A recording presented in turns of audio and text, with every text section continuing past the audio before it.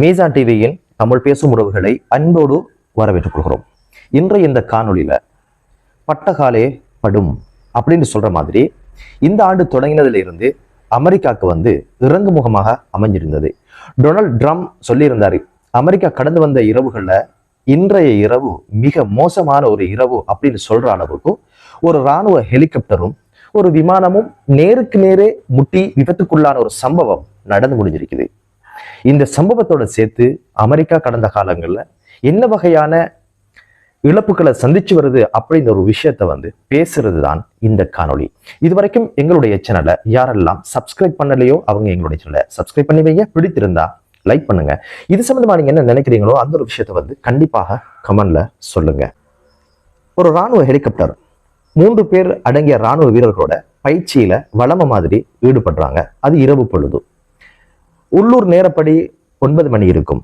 அதே போல ஒரு உள்நாட்டு சேவையில ஈடுபடுற ஒரு விமானம், டொமஸ்டிக் விமானம், அந்த ஒரு ஃப்ளைட் 60 பயணிகள் சகிதம் 4 ஊழியர்களோட விசிடா என்ற பகுதியில இருந்து பயணத்தை அவங்க ஆரம்பிக்கிறாங்க.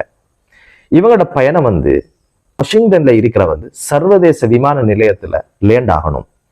லேண்ட் ஆகிறதுக்கு கிட்டத்தட்ட ஒரு சில நிமிடங்கள் இருக்கிற இந்த சந்தர்ப்பத்துல திடீர்னு சொல்லி ஒரு ஃபிளைட், அந்த ஃபிளைட்டை விமானிகள் ஏற்றி வந்த அந்த ஃபிளைட்ல பயிற்சியில ஈடுபட்ட இந்த ஹெலிகாப்டர் எதிர்பாராத விதமாக திடீரென அது மோதிக்கொள்றதுல உடனடியாக அப்படியே ஃபிளைட் 2ஆக வெடிச்சு வானிலே சிதறி அப்படியே விழுகுது. எங்க விழுகுது அப்படின்னு கேட்டீங்கன்னா, பொடோமெக் என்று சொல்லப்படுகின்ற வரலாற்று பிரபலியமான வாஷிங்டனுக்கு அழகு சேர்க்கின்ற நதி அது. அந்த நதியில ஹெலிகாப்டரும் சரி விமானமும் சரி அப்படியே விழுந்து சுக்குநூறாயின அந்த விபத்து பதிவாகுது. இந்த விபத்து குறித்து தெரிய வர முதலாவது விஷயம் என்ன அப்படின்னு கேட்டீங்கன்னா, யாரும் உயிரோடு இல்லை என்பதுதான். நடந்த லொகேஷன் எவ்விடம் அப்படின்னு கேட்டீங்கன்னா, உலகத்துல உச்சபட்சமான பாதுகாப்பும் கண்காணிப்பும் இருக்கிற ஒரு இடம் என்பதுதான் இன்னைக்கு அமெரிக்கர்களை அதிர வச்சிருக்குது. அது என்ன அப்படின்னு கேட்டீங்கன்னா, ஒரு சைட்ல லைட் ஹவுஸ், டொனால்ட் ட்ரம்புடைய வீடு, அடுத்த சைட்ல பெண்டகன், உலகத்துல மிகப்பெரிய இராணுவ கட்டமைப்பை வச்சிருக்கிற பெண்டகன். இங்க இப்படியான விபத்து நடந்ததுல அமெரிக்கா இன்னும் வெளியே சொல்லாம இருக்கிற ஒரு விஷயம் என்ன அப்படின்னு கேட்டீங்கன்னா, அதுல பயணமான 60 பேரும் அமெரிக்காவினுடைய மிகப்பெரிய சொத்துக்கள், மிகப்பெரிய சாதனை, மிகப்பெரிய எதிர்காலம், அமெரிக்காவினுடைய அடையாளம். அது யாரு அப்படின்னு கேட்டீங்கன்னா, ஜிம்னாஸ்டிக் வீரங்கனைகள். அதோட சேர்ந்து ரஷ்யாவினுடைய நாட்டை சேர்ந்த இந்த ஜிம்னாஸ்டிக் போட்டியில தங்கம் வென்ற 2 கோச்சஸ், 2 பேர் பயிற்றுவிப்பாளர்கள். இவங்களோட குடும்பம் சகிதம் அவங்களோட நாட்டுல தேசிய மட்டத்துல நடக்க இருக்கிற போட்டி ஜிம்னாஸ்டிக். இந்த ஜிம்னாஸ்டிக் போட்டிக்கான பயிற்சி கேம்ப்ல இருந்து முடிச்சுட்டு இவங்களை பத்திரமாக அரசு கொண்டு வர இந்த இடத்துலதான் இந்த ஒரு விஷயம் நடந்து முடிஞ்சிருக்குது. இது மிகப்பெரிய இழப்பாக இப்போதைக்கு அமெரிக்கா பார்க்குது. வெறும் பயணிகள் கிடையாது, இவர்கள் அனைவரும் அமெரிக்காவினுடைய அடையாளங்கள். கொஞ்சம் யோசிச்சு பாருங்களேன். சாதாரணமா ஒரு விளையாட்டு வீரன் ஒருத்தனை உருவாக்குறது என்பது சாதாரண விஷயம் இல்லை. பணம் கிடைச்சா மட்டும் முடிஞ்சிடாது. அதுக்குள்ள அவனுக்குள்ள அந்த ஆற்றல் இருக்கணும், அவனுக்குள்ள அந்த ஆளுமை இருக்கணும், போராடும் குணம் இருக்கணும். இப்படியான ஒரு சொத்து 1 2 மொத்தமா 60 பேர். ரஷ்யால இருந்து ஒரு கோச் அவங்க எடுக்கிறதா இருந்தா அந்த கோச் எவ்வளவு தூரம் கெட்டிக்காரனா இருந்திருக்கணும். அமெரிக்காவுக்கும் ரஷ்யாவுக்கும் ஒத்து போகாது. ஆனா அங்கிருந்து ஒரு கோச் எடுக்கிறதா இருந்தா அவன் எவ்வளவு கெட்டித்தனம் உள்ளவங்களா இருந்திருப்பாங்க. இப்ப அங்கிருந்து வர துக்ககரமான செய்தி என்ன அப்படின்னு கேட்டீங்கன்னா, நாட்டினுடைய வளங்களை இழந்து நிற்கிற அமெரிக்கா இந்த மாதிரி தான் இப்போதைக்கு அங்க ரொம்ப கவலையோட விளையாட்டுத்துறை சார்ந்தவங்க எல்லாம் பேசிக்கொண்டிருக்கிறத பார்க்க முடியுது. சரி, இந்த ஒரு விஷயம் இப்படி ஒரு பாதுகாப்பு நடந்தது என்பது என்ன அப்படின்னு கேட்டீங்கன்னா, உண்மையிலே காரியங்கள் இல்லாமல் நடக்கிறது அது இறைவனுடைய திட்டமிடல் என்பதுதான் நமக்கு தெரிகிற ஒரு விஷயம். இப்போதோ டொனால்ட் ட்ரம்ப் சொல்லுகிற விஷயமும் அதுதான். எப்படி நடந்தது, ஏது நடந்தது என்பது எதுவுமே தெரியாது அப்படின்னு சொல்லி 15 ஆண்டுகால பகுதிக்குள்ள இது மிகப்பெரிய ஒரு இரத்த கலரியாக பார்க்கிறதாக இராணுவ தரப்புல சொல்லப்படுது. இந்த ஒரு விஷயம் நடந்து முடிஞ்சதுல இருந்து மீட்பு பணிகள் ஆரம்பிச்சாச்சு. மீட்பு பணிகள்ல நீர்மூழ்கி கப்பல் வந்தாச்சு, படகுகள் வந்தாச்சு, சுழி ஓடுறவங்க வந்தாச்சு. கிட்டத்தட்ட 300க்கும் மேற்பட்ட வீரர்கள் இப்ப களத்துல இறங்கி இருக்கிறாங்க. இப்போதைக்கு இதுவரைக்கும் இந்த வீடியோ ரெடி பண்ற இந்த கணப்பொழுது வரைக்கும் கிட்டத்தட்ட 28 பேரோட பொடிகளை எடுத்திருக்கிறாங்க மட்டும் தகவல் சொல்லப்படுது. இப்ப இந்த மீட்பு பணிகளை இருக்கிற சவால் என்ன அப்படின்னு கேட்டீங்கன்னா, அந்த நதி ரொம்ப வேகமா ஓடுற நதி, மிக ஆழமான நதி. நீர்மூழ்கி கப்பல் எல்லாம் வர அளவுக்குள்ள அது பெரிய ஒரு நதியாகத்தான் இருக்கணும். ஒரு நகரத்தினுடைய அழகுன்னு சொல்லப்படுது. ரெண்டாவது விஷயம் வந்து வாஷிங்டனுடைய காலநிலை மிகப்பெரிய பனி மூட்டங்களையும் பனி மழை பொழிகிற ஒரு சூழலும் உருவாகி இருக்குது. வெப்பநிலை எப்படி சொல்லப்படுதுன்னா மைனஸுக்கு கீழே பேத்து கொண்டிருக்குது அப்படின்னு சொல்லுது. என்னை உறைபனி இருந்தால் அவர்களால் எதுவுமே செய்ய முடியாது என்ற ஒரு அபாயம் சொல்லப்படுது.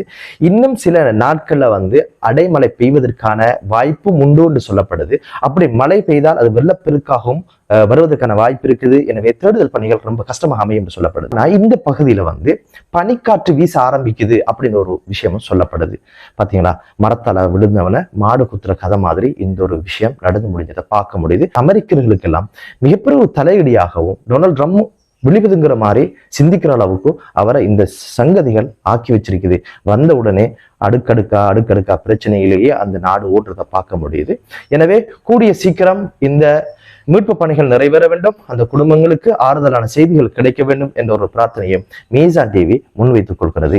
டொனால்ட் ட்ரம்ப் சில கேள்விகளை, நியாயமான சில கேள்விகளை முன் வச்சிருக்கிறாரு. அதுல முதல்ல அவர் கேட்கிறது வந்து கட்டுப்பாட்டு கோபுரம் என்ன பண்ணிச்சு? இந்த ஹெலிகாப்டர் வந்து மிச்ச நேரமாக அந்த விமான பாதையிலே ஓடிக்கொண்டிருந்துச்சு, நீங்க எங்க பார்த்துட்டு இருந்தீங்க? ஏன் ஒன்று கீழே அனுப்பியிருக்கலாம் அல்லது மேல அனுப்பியிருக்கலாம் அல்லது தரை இறக்கிருக்கலாம்னு சொல்றாரு. டொனால்ட் ட்ரம்ப் சொல்ற இன்னொரு விஷயம் தான் வந்து இரவு தெளிவாக தான் இருந்துச்சு, மக்கள் பார்க்குற அளவுக்கு அது ஒரு தாழ்ந்த பகுதியை நோக்கித்தான் பறக்கிறதா இருந்துச்சு, லேண்ட் ஆகிறதுக்கு கிட்ட. எனவே வேற எந்த சிக்கலும் இல்லை அப்படின்னும் பொழுதோ ஏன் இவர்களால் அதை கண்காணித்து அவர்களுக்கு தகவல் சொல்லி இதை எப்படி ஹேண்டில் பண்ற ஒரு விஷயத்த சொல்லிக் கொள்ளல? இந்த ஒரு விபத்தை தவிர்த்திருக்கலாம் என்பதுதான் அவருடைய பார்வையும் அவருடைய கருத்துமாக இருந்தது. தவிர்க்க முடியாமல் ஏன் நடந்தது என்பதுதான் நாம் சிந்திக்க வேண்டிய மிகப்பெரிய ஒரு கற்றல் இருக்கிற இடமாக மீசான் டிவி பாக்குது. ஏண்டா உச்சத்தை தொட்டோன்னே நம்மளை பிடிக்க யாரும் இல்லை, நம்ம சொல்றதுதான் சட்டம், நம்ம தான் நாட்டாம, நம்ம தான் அடுத்த பொருளாதார தீர்மானிக்கணும், அடுத்த அரசியலை தீர்மானிக்கணும் அப்படின்னு மனநல வந்துச்சு இல்லையா? அது எங்கிருந்து உருவாச்சுன்னா அந்த இடத்துல இருந்தா அது உருவாச்சு. அந்த வெள்ள மாளிகை, அதுக்கு பின்னால பெண்டகன், இப்படி என்ன பெரிய அதிகாரம் படைச்ச இடங்கள் இருந்தா அது உருவாச்சு. அந்த இடத்திலேயே உங்களோட கண்ணை திறந்து வச்சே ஒரு விபத்தை இறைவன் ஏற்படுத்திருக்கிறான்டா, கொஞ்சம் வாழ்க்கையை திரும்பி பார்க்கணும் என்பதுதான். கடந்த காலத்துல டொனால்ட் ட்ரம்ப் சொல்லியிருந்தார் போல, நாங்க வெளிநாட்டு யுத்தங்களை கவனம் செலுத்த மாட்டோம், எங்கள் நாட்டுக்குள்ள இருக்கிற பிரச்சனைகளை நாங்க பாத்துக்கிறோம் அப்படின்னு ஒரு விஷயத்த சொல்லியிருந்தாரு. அமெரிக்கா இந்த வருஷம் வந்து இழந்து வந்த விஷயங்கள் என்ன, கடந்து வந்த விஷயங்கள் என்ன அப்படின்னு ஒரு விஷயத்தை திரும்பி பார்க்கிற நேரம் நமக்கு தெரியும். ஜனவரி 7ஆம் தேதி புரியாமலே ஒரு காட்டுத்தீ, பலமான காற்று அப்படின்னு எல்லாம் சொல்லப்படுது. ஏதோ ஒரு வகையில உங்களுக்கு கலிபோர்னியா அந்த மாநிலம் முற்றாக சேதமாகி தீக்கிரையான சம்பவம். கிட்டத்தட்ட வந்து 7ஆம் தேதி பிடித்த தீ இன்னும் முடியலன்றதுதான் சொல்லப்படுது. எனவே 7ஆம் தேதி ஒரு 5 நாளுக்குரிய இழப்புகளை சொல்லும்போது சொன்னாங்க 275 பில்லியன் அமெரிக்க டாலர்ஸ் இழப்புன்னு சொன்னாங்க. இப்ப கடைசி வந்த அப்டேட் என்ன அப்படின்னு கேட்டீங்கன்னா, ஜெசீரா சொல்ற செய்தி என்ன அப்படின்னு கேட்டீங்கன்னா, 23ஆம் தேதி வந்து கலிபோர்னியால தெற்கு பகுதியில புதிதான ஒரு தீ பரவல் ஆரம்பிச்சிருக்கிறது. வந்து அங்கே பலமான காற்று வீசுதுதான் அதுக்கான காரணமாக இருந்தது. இப்ப தீ அணைப்பு படையினர் என்ன சொல்றாங்கன்னு கேட்டா, நாங்க இப்போதைக்கு 50,000 குடும்பங்களை சேஃபா வீடுகள் விட்டு போங்கன்னு சொல்லியாச்சு, இதை அணைக்கிறதுக்கான வாய்ப்புகள் இல்லை. எனவே வேற மாவட்டங்களுக்கு இந்த தீ பரவாமல் இருக்க ஏதாவது செய்யலாமா என்ற விஷயத்தை நாங்க யோசிக்கிறோம் அப்படின்னு சொல்லியிருந்தாரு. சொல்லிட்டு சொன்னாரு, இந்த வார இறுதியில வந்து நாங்க மழையை எதிர்பார்க்கிறோம், எனவே மழை பெய்தால் ஏதாவது செய்து கொள்ளலாம். இன்னொரு பகுதியில வந்து பெரும் பனிமழை பொழிய ஆரம்பிச்சதுனால மிக மோசமான பாதைகள் மூடப்பட்டு வான்மார்க்கமான பயணங்கள்லாம் தடைப்பட்டு கிட்டத்தட்ட 600 மில்லியன் பேருடைய வாழ்க்கை பாதிக்கப்பட்டதாக அமெரிக்காவினுடைய ஊடகங்கள் தெரிவிக்குது. என்னடா இது, அடிக்கு மேல அடி, எவ்வளவுதான் தாங்க முடியாத மக்களால அப்படின்னு ஒரு விஷயம் நம்மட ஞாபகத்துக்கு வருது. சரி, இதோட முடிஞ்சா அப்படின்னு பார்த்தா அதை விட மிகப்பெரிய ஒரு சோகமான சொல்ல முடியாத ஒரு விஷயம் நடந்து முடிஞ்சிருக்கு. அதுதான் கடந்த வீடியோல சொன்னோம் இல்லையா, இனி சத்தம் இல்லாத ரத்தம் இல்லாத ஒரு யுத்தத்திற்கு அமெரிக்கா ரெடி ஆகியாச்சு. அதுதான் பிசினஸ் வார் அப்படின்னு சொல்லியிருந்தோம். அது சீனாக்கும் இவங்களுக்கும் ஆரம்பமாகியாச்சு. அதை பத்தி கூட டொனால்ட் ட்ரம்ப் சொல்லியிருந்தாரு, இது ரொம்ப இன்ட்ரெஸ்டான ஒரு யுத்தம், இதுல வெற்றி பெறது லேசி அப்படின்னு சொல்லியிருந்தாரு. AI தொழில்நுட்பத்தை வச்சுதான் அமெரிக்கா எல்லா வித்தைகளும் செஞ்சுட்டு இருந்துச்சு. அதை ஒரு சொற்பமான செலவுல அதை உருவாக்கி இவங்க என்ன பண்ணினாங்கன்னு கேட்டா, அவங்களோட பங்கு சந்தையில பூந்து கபலீகரம் செஞ்சு ஒரே இரவுல 600 பில்லியன் அமெரிக்க டாலர்ஸ் லொஸ்ட் ஆகிருக்குது மிகப்பெரிய கம்பெனிகளுக்கு. அமெரிக்காவுக்கு என்னடா நடந்தது, ஏது நடந்ததா யோசிச்சு பார்த்தா இந்த வித்தையை பண்ணி வச்சிருக்கிறது வந்து சீனா அப்படின்றது தெரிய வந்திருக்குது. நாங்க அந்த காணொலியில சொல்லியிருந்தோம், தொழில்நுட்பத்துல யார் முன்னுக்கு இருக்கிறானோ நிச்சயமாக அவன் இந்த யுத்தத்துல வெல்லுவான் அப்படின்னு சொல்லி ஒரு கருத்து கணிப்பும் சொல்லி இருந்தது. 2050ஆம் ஆண்டுல அமெரிக்கா 3வது இடத்துக்கு வரும், சீனா 1வது இடத்துக்கு வரும் அப்படின்னு சொல்லியிருந்தோம். அதனுடைய துவக்கமாக ஒரு யோக்கரை நைட்டோட நைட்டை வீசி இருக்கிறான். வல்லவனுக்கு வல்லவன் வையகத்தில் உண்டு என்பதுதான் இந்த நிகழ்வுகள் நமக்கு சொல்லுகின்ற பாடம். அனைவரும் மனிதர்களே, நமக்கு மேல பெரும் சக்தி உண்டு என்பதை புரிந்து மனிதநேயத்தோடு வாழ்வதற்கான பாடங்கள் என்பதுதான் நாம் இங்க பார்க்கிற ஒரு விஷயமாக தெரியுது. டொனால்ட் ட்ரம்ப் சொல்லியிருந்தாரு, அமெரிக்கா கடந்து வந்த இரவுகள்ல இது மிக மோசமான இரவு அப்படின்னு. கொஞ்சம் யோசிச்சு பாருங்களேன், பலஸ்தீன மக்கள் அவங்களோட வரலாறுல எத்தனை இரவுகள், கடுமையான இரவுகளை கழிச்சிருப்பாங்க. தாயை குழந்தைய காணோம், குழந்தைக்கு தாயை காணோம், ஒவ்வொரு அழு குழந்தையும் கதறிக்கொண்டு ஓடுற அந்த ரணகாலத்தை நாங்கள் பார்த்தோம் இல்லையா? இதெல்லாம் உங்களுக்கு ஒரு இரவுல நடந்திருக்குது அப்படின்னு யோசிக்கிறவங்களா இருந்தால், அழுகையும் கண்ணீருமாக கூடாரங்கள்ல வாழ்ற இந்த குழந்தைகள், இந்த தாய்மார்கள், இந்த வயோதிபர்கள், உணவில்லை, மருந்தில்லை, எவ்வளவு கஷ்டமான வாழ்க்கை தெரியுமா? இதெல்லாம் உணரணும் என்னவோ இயற்கையும் இப்போது உணர்த்துகின்ற பாடத்தை எடுக்குது என்பதுதான் மீசான் டிவியினுடைய பார்வை. நீங்க சொன்னது போல பிற நாடுகளுடைய யுத்தங்களை நாங்க பங்கு கொள்ள போறதில்லை, அதை கொள்கையா மட்டும் இல்லை, சாசனமாக எழுதி வைங்க. நாம் வரலாற்றில் கற்ற பாடங்கள் இதுதான் எழுதுங்க, அது போதும் அமெரிக்கா மக்களுடைய வரலாற்றை மாற்றி போட.